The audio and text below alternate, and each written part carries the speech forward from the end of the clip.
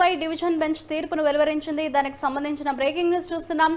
Single judge తీర్పును suspend చేసింది. Division bench అయితే విధులు నిర్వహిస్తున్న వారంతా కొనసాగుతారంటూ కూడా హైకోర్టు స్పష్టం చేసింది. ఇదే అంశానికి సంబంధించిన మరింత సమాచారాన్ని మా ప్రతినిధి ప్రసన్న అందిస్తారు. ప్రసన్న, చెప్పండి, గ్రూప్ 1 మెయిన్స్ పై డివిజన్ బెంచ్ తీర్పు అయితే వెల్లడించినట్లుగా తెలుస్తోంది. దీనికి సంబంధించిన డీటెయిల్స్ ఏ విధంగా ఉన్నాయి?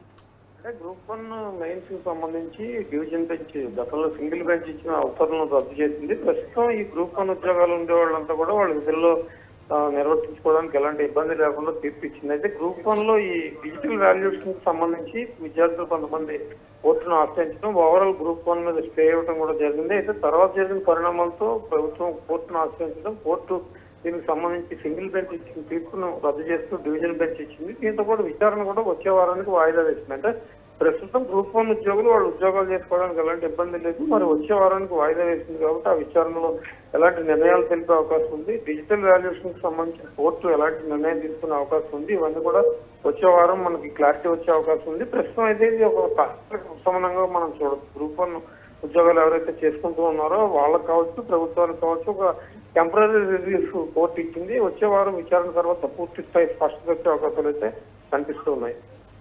Right, thank you Prasanna.